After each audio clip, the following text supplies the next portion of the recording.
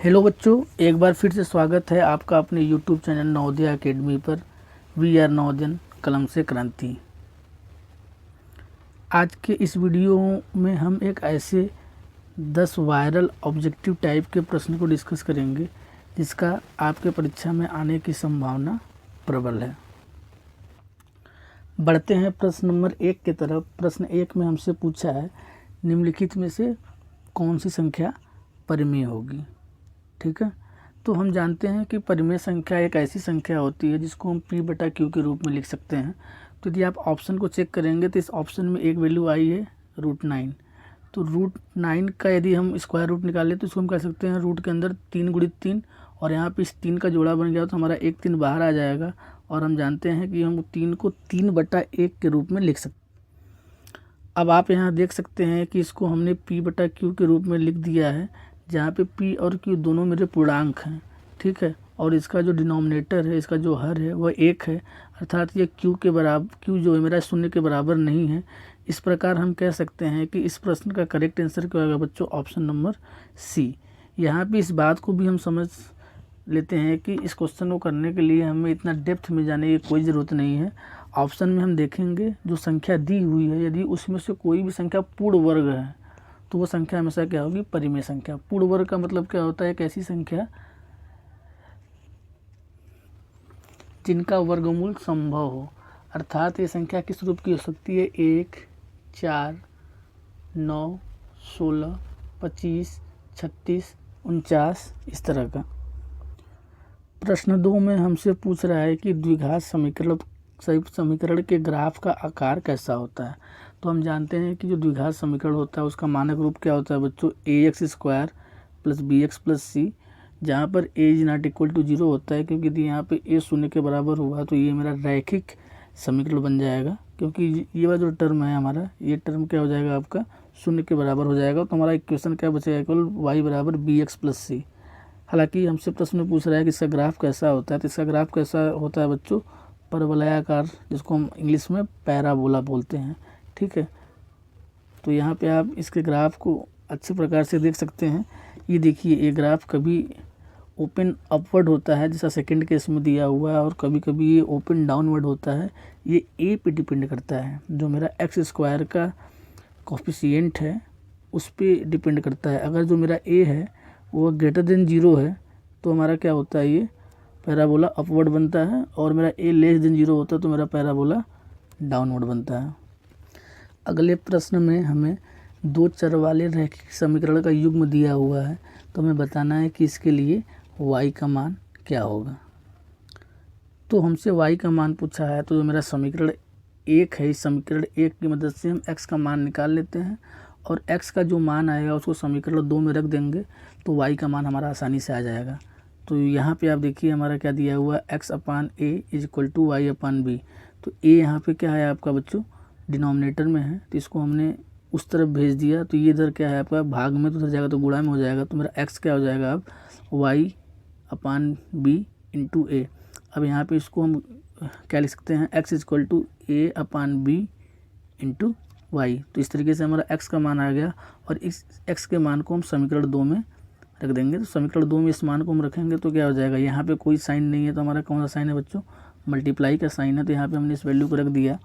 तो अब देखिए a में a से गुणा होगा तो आपका क्या हो गया, a² हो गया, और ये डिनोमिनेटर में b चल रहा है तो /b y + by = a² + b² as it is चला आएगा। ठीक है, अब देखिए हमने क्या किया, हमारा जो बाएं पक्ष वाली वैल्यू है यहाँ से हमने y को कॉमन ले लिया। y कॉमन लेने के बाद हमारे यह इस रूप में कन्वर्ट हो जाएगा। अब यहाँ पे देखिए b के डिनोमिनेटर में कुछ नहीं था तो हमने b के डिनोमिनेटर में 1 ले लिया। फिर हमने इनका एलसीएम लिया तो हमारा एलसीएम क्या आ जाएगा, b और 1 का एलसीएम क्या आ जाएगा, b आ जाएगा। ठीक है, फिर यहाँ पे b से b में डिवाइड करेंगे तो 1 आएगा, 1 से a² में मल्टीप्लाई करेंगे तो हमारा यहाँ पे क्या आएगा, a² ही आएगा। और यहाँ पे हम 1 से b में डिवाइड करेंगे तो क्या आएगा, b आएगा, और इस b से इस b में मल्टीप्लाई करेंगे तो क्या हो जाएगा, हमारा b² हो जाएगा। ठीक है, फिर हमने क्या किया, ये y के साथ जितने भी हमारे ये वाले नंबर मल्टीप्लाई में है उसको हमने उस तरफ भेज दिया। ठीक है, दाएं पक्ष की तरफ। तो इधर जाएगा तो उल्टा हो जाएगा, मतलब ये क्या हो जाएगा आपका b/a A square plus B square form का हो जाएगा। तो A square plus B square से A square plus B square cut जाएगा, तो हमारा करेक्ट आंसर क्या हो जाएगा, y बराबर b। हमसे y का मान ही पूछा है तो हम x के बारे में नहीं सोचते हैं। अगर x का मान पूछा होता तो यहाँ समीकरण 1 में रखते हैं तो हमारा b से b कट जाता, तो x की वैल्यू क्या जाती है, x इक्वल टू a। प्रश्न संख्या 4 में हमें एक द्विघात समीकरण दिया हुआ है और हमसे बोल रहा है कि यदि कोई इसका वास्तविक मूल संभव नहीं है तो a पे क्या कंडीशन लगेगी। ठीक है, अर्थात हमें इसका डिस्क्रिमिनेंट निकालना है और d की वैल्यू निकालने के बाद हम बता पाएंगे कि नेचर ऑफ द रूट किस प्रकार का होगा। ठीक है, तो सर्वप्रथम इसको हम जो हमारा द्विघात समीकरण का मानक रूप है उससे कंपेयर करेंगे। तो द्विघात समीकरण का मानक रूप अभी आपको मैं बता चुका हूँ किस फॉर्म का होता है, A X square plus B X plus C form का होता है। तो इसे तुलना करने पर हमारी ए की वैल्यू क्या आई, 1 आई, और बी की वैल्यू क्या आई, -4, और सी की वैल्यू क्या आई, ए आई।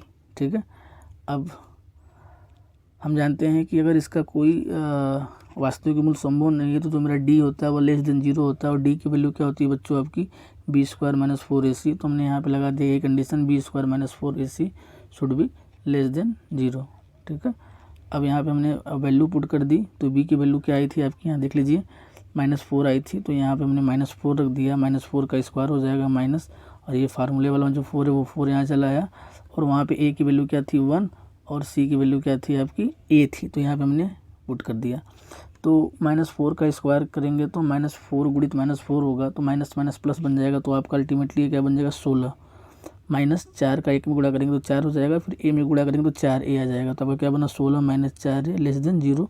इस -4a को उस तरफ भेजेंगे तो इधर माइनस में था तो उधर जाएगा तो प्लस में हो जाएगा, तो आपका क्या हो जाएगा 16 should be less then is equal 4a plus 0 हो जाएगा।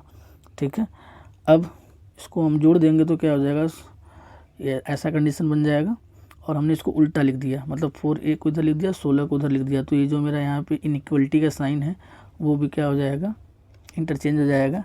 तो लेस देन था तो यहाँ ग्रेटर देन 0 हो जाएगा। तो यहाँ पे देखिए 4 क्या है मल्टीप्लाई में, उधर जाएगा तो डिवाइड में हो जाएगा, तो 4 से 16 में भाग देंगे तो 4 चौका 16, तो a क्या आ गया हमारा ग्रेटर देन 0। क्वेश्चन नंबर 5 हमारा AP पे आधारित है। हमसे पूछ रहा है कि इस AP का 10वां पद क्या होगा। तो सर्वप्रथम हम इस AP का पहले जो सारवंतर है D की वैल्यू निकालेंगे। तो D हमारा क्या होता है, किन्हीं दो कंसेक्यूटिव टर्म जो हैं, जो दो क्रमागत पद हैं उनके बीच का अंतर होता है। तो इसको हमने A2 - A1 से क्या किया, कैलकुलेट कर लिया। तो मेरा A2 क्या था, यहाँ पे देखिए 2√2 है, और A1 क्या है √2 है। तो यहाँ पे हमने उसकी वैल्यू पुट कर दी। तो 2√2 में से हम √2 घटाएंगे तो क्या बन जाएगा आपका √2 बन जाएगा। तो यहाँ पे आपको समझाने के लिए मैंने यहाँ पे लिख दिया है कि देखिए इसका जो √2 है इसका कोई नंबर नहीं है, तो जहाँ पे कोई नंबर नहीं होता तो वहाँ 1 होता है, तो इसलिए हमने यहाँ पे 1 लिख दिया। तो 2 में से 1 घटाएंगे तो 1 आ जाएगा। तो क्या आ गया, D की वैल्यू 1√2, और इसको हम इस तरीके से लिख सकते हैं कि D इज इक्वल टू √2। अब D की वैल्यू आ गई, तो हमसे पूछ रहा था 10वां टर्म, तो यहाँ पे हमने फार्मूला लगा दिया, an क्या हो जाएगा आपका a प्लस n-1d।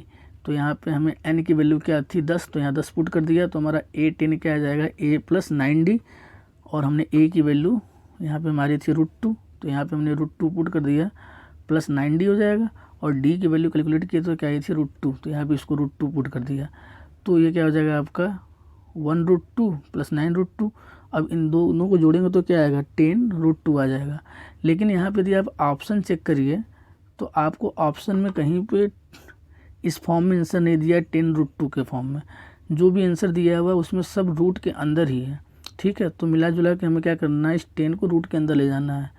तो हम उल्टा वाला प्रोसेस करेंगे, अगर कोई नंबर रूट के अंदर होता है तो बाहर निकालने के लिए दो का जोड़ा बनाते हैं। तो यहाँ पे 10 बाहर है तो 10 को अंदर भेजेंगे तो उसको 2 10 भेजेंगे, तो क्या हो जाएगा रूट के अंदर 2 गुणित 10 गुणित 10। अब इनका मल्टीप्लाई करेंगे तो क्या आ जाएगा √200। ठीक है, 6वां सवाल में हमें एक सारणी दी हुई है और इस सारणी का माध्य अर्थात मीन पूछ रहा हुआ है। ठीक है, तो सर्वप्रथम हम इसका जो वर्ग अंतराल है उसको यहाँ पे कॉलम वाइज लिख लेते हैं, फिर उसका हम क्या करते हैं क्लास मार्क निकालते हैं। तो क्लास मार्क कैसे निकलता है आपका, upper limit plus lower limit upon 2। ठीक है, निम्न सीमा प्लस उच्च सीमा बटा में 2। तो देखिए यहाँ पे हमारा जो पहला क्लास है वो क्या है 0 से 5 तक है, तो इन दोनों को जोड़ेंगे तो क्या हो जाएगा 0 + 5/2, ठीक है। तो हो जाएगा 0 + 5/2, तो ये आपका क्या बन गया 5/2। अब 2 से 5 में भाग देंगे तो आपका क्या आएगा 2.5। तो हमारी इस क्लास के रिस्पेक्ट में जो हमारी क्या आई क्लास साइज़ क्या आई 2.5 आ जाएगा क्लास मार्क, ठीक है। अब देखिए अगला क्लास मार्क निकालने की हमें कोई ज़रूरत नहीं है, ठीक है। क्यों? क्योंकि इसको हम कैलकुलेट कर सकते हैं आसानी से, क्योंकि जो हमारा ये क्लास इंटरवल है, जो हमारा वर्क अंतराल है वो कितने का है 5 का है। तो हमारी जो ये वैल्यू आई पहली वैल्यू, उस वैल्यू में हम क्या कर दें 5 जोड़ दें, ठीक है। तो क्या हो जाएगा आपका 7.5 आ जाएगा। इसको यदि आपको नहीं समझ में आया तो आप निकाल के भी देख सकते हैं। तो आपका क्या हो जाएगा 5 + 10/2, दोनों को जोड़ेंगे तो क्या हो जाएगा आपका 15/2 हो जाएगा।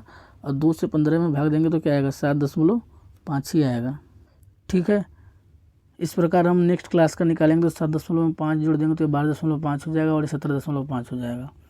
अब देखिए यहाँ से हमें FI की वैल्यू जो दी थी उसको मैंने टेबल से यहाँ से नोट कर दिया हुआ है। अब देखिए इसको हम जो मेरा पहला मेथड है डायरेक्ट मेथड, उस मेथड से निकाल लेता हूँ। तो हमने XI FI निकाल लिया। इसके लिए इन दोनों नंबर का क्या किया मल्टीप्लाई कर दिया, तो इनका मल्टीप्लाई करने पे हमारा ये बन रहा है, ठीक है। 2.5 में जब 2 से मल्टीप्लाई करेंगे तो 5 बनेगा। अब हमारा फार्मूला क्या बनेगा summation of XI FI upon FI बनेगा, ठीक है। अब यहाँ पे हम वैल्यू पुट कर देंगे तो हमारा क्या हो जाएगा 285/22। 285 कैसे आया है समीशन ऑफ XI FI निकालने से आया, और समीशन ऑफ FI निकाले थे तो ये दोनों वैल्यू आ गई, ठीक है। तो यहाँ पे हमने पुट कर दिया और आप यहाँ पे देख सकते हैं कि भाग देने पे हमारा किस फॉर्म में आंसर आ रहा है 12.95 के रूप में आ रहा है। तो C ऑप्शन हमारा क्या हो जाएगा करेक्ट आंसर हो जाएगा।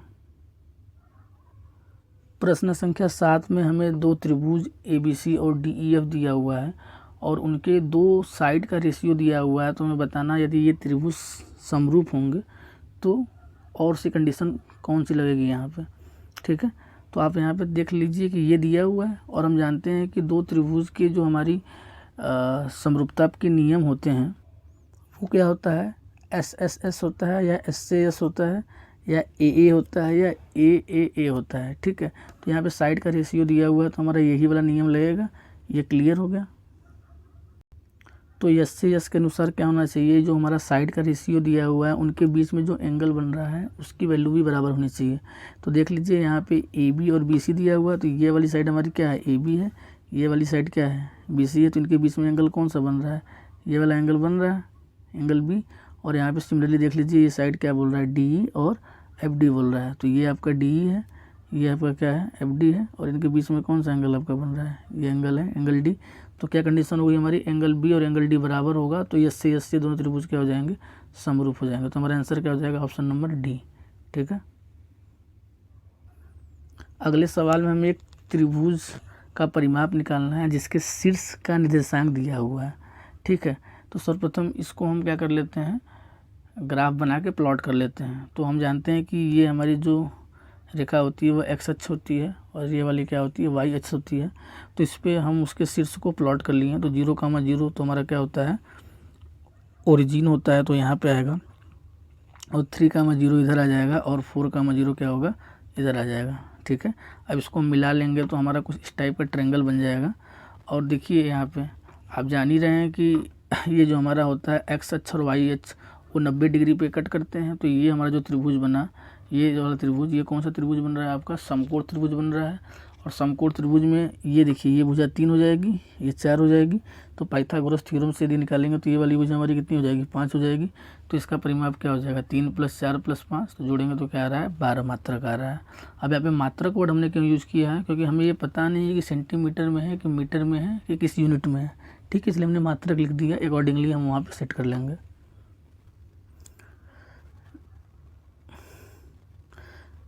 नेक्स्ट सवाल में हमें दिया हुआ है 3 tan A = 4, तो sec A का मान पूछ रहा है, ठीक है। तो यहाँ से हम सर्वप्रथम tan A का मान निकाल लेंगे। तो tan A का मान क्या आ रहा है आपका 4/3 आ रहा है। तो अब यहाँ पे हम एक त्रिभुज बना लेते हैं, ठीक है। और हम जानते हैं जो tan A का मान होता है वो लंब अपान आधार होता है लाल बटे कक्का के अनुसार। तो हमने यहाँ पे लंब अपान आधार ले लिया।